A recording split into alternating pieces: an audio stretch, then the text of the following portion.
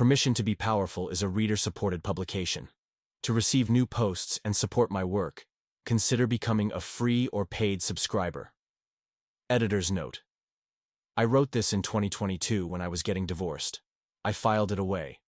I didn't want to be bitter. 3 years later, I don't see bitterness. You tell me. I thought marriage would be a passport to a bigger life. Instead, I got 5 years in solitary confinement. I was her everything. Her chauffeur, her scapegoat, her emotional punching bag, a professional doormat, 2 hours of chit-chat before breakfast, every day. Miss one morning, and I was the villain who didn't care. Friends, Off-limits.Family, Excommunicated. The only safe place was inside her orbit, which felt less like love and more like house arrest with pretty curtains.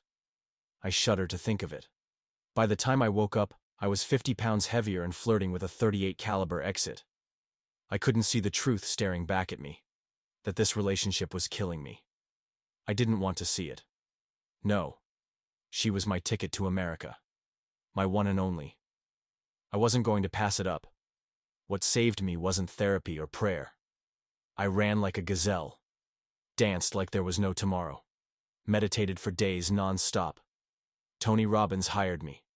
I traveled all over the country, and with every mile, every salsa spin, every meditation, I felt the chains rattle, then drop. It's like I crawled out of the 9 gates of hell into a land of milk and honey. Almost. This isn't a revenge story, or a pity party. It's a jailbreak manual for anyone sleeping beside their warden. Dear Permission to be Powerful reader. This year, I've been through hell. I'm not broken, and I'm winning the war. It's been hell, all the same. Many previous versions of me would have crumbled in so much turmoil. But I went the distance. 34-year-old Anton had the strength to win. To not be a victim. To figure out why he was broken. To heal. My relationship always felt oppressive. I was unhappy for a long time. The whole time? Hard to tell when misery is your norm. She had an insatiable need for attention. It took me a few years to figure that out. People hide their craziness. Avoid it. Deny it. I thought I was the bad guy for not wanting to meet her constant demands. But then one day, I thought about it. Most adults spend time with each other at the end of the day, after the kids have been cared for, work has been done, and responsibilities have been attended to. Not us. 2 hours of chit-chat before breakfast, every day. And if my time is better used elsewhere, I'm neglectful, selfish, and inattentive. A low-down, dirty dog.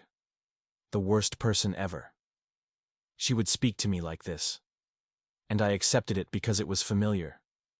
I never thought twice about it. That's why the whole thing seemed so normal. Why she became my universe. My only friend. Only family. Anytime I brought my friends around her, there was a problem. Her family is above reproach. But mine. She wants me to stop talking to them forever. My family hated her. To me, it looked like persecution. I wanted to protect my relationship at all costs. We had a bright future. One night, at a bar with friends, she clutches me tight. Like any woman might snatch me up at any moment. One mocks. She wants Anton all to herself. Every female friend was excommunicated, then everybody in general. Every time I went out dancing, I'd come home and get grief about it. I learned to expect it. I stopped going out one day because it seemed easier than the never-ending power struggle. Checkmate. Now, I'm completely isolated. This is absurd. Why would I go along with this? I have many answers to give. I was not healthy either.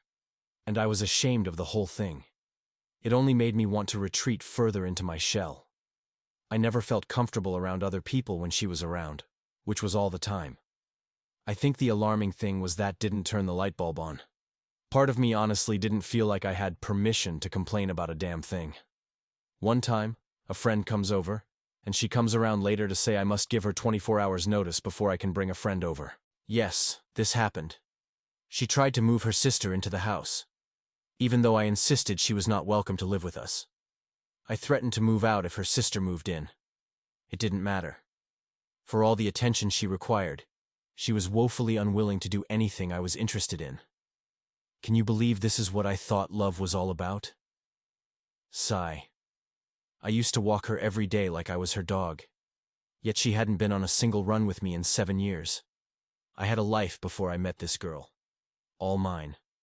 On Saturday night, I knew where I'd be going and what I'd be doing, and it was a good time. I had friends and a social life. People liked me. They knew me. I got along with everyone. Somewhere along the way, I made a few wrong turns and got lost. I lost myself. Maybe I'd always been missing. And I felt trapped. Eventually, I became completely isolated, 50 pounds overweight, and suicidal. Sadly, I couldn't connect the dots. Couldn't see that my relationship was causing me so much grief. The indoctrination was slow, like the frog in boiling water. Yet, the red flags were always there. I ignored them, and I felt comfortable. Comfortable in isolation. Comfortable being dominated. Comfortable being criticized. Comfortable feeling trapped.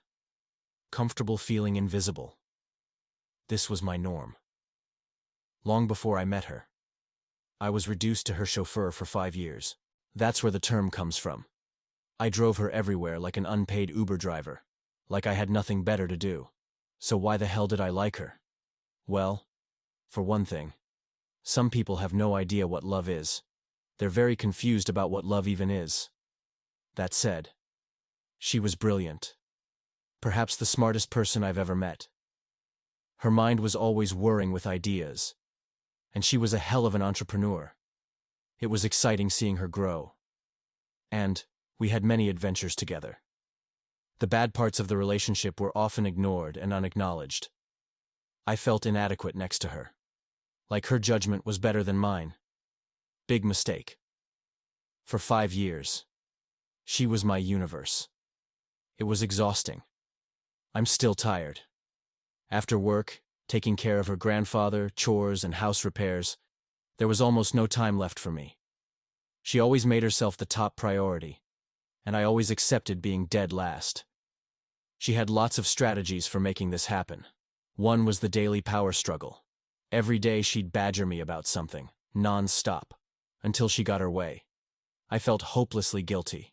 She knew I would cave in if she just hounded me long enough. It didn't matter if she had to guilt-trip me, or bulldoze over me completely. She'd never stop. I couldn't stop her. Believe me, I tried. And to be fair, a lot hasn't been said about my role in this dynamic. It takes two to tango. That took me much longer to figure out. I'm still a work in progress. That said, when I finally started to place limits on her, she staged a full revolt. Frankly, I was no match.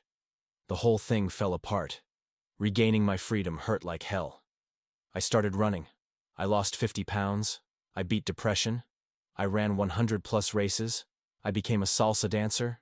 I attended hundreds of salsa parties. I thought my best partying days were long over. Suddenly, after all that servitude, I doth drank from the gauntlet of beautiful women, and I even became a Buddhist monk, all while writing for Tony Robbins. It was the adventure of my life. I wanted my life back. So, I took it. This is what my upcoming memoir is about. Me being stuck in a toxic relationship. Me unlearning generational trauma. Me holding on to the tiniest hope for a brighter future. All while making a long-ass journey to America. I hope that clears things up. Have you ever felt invisible inside your relationship? Until next time, Anton Dancer, writer, Buddhist. Permission to be Powerful is a reader-supported publication. To receive new posts and support my work, consider becoming a free or paid subscriber.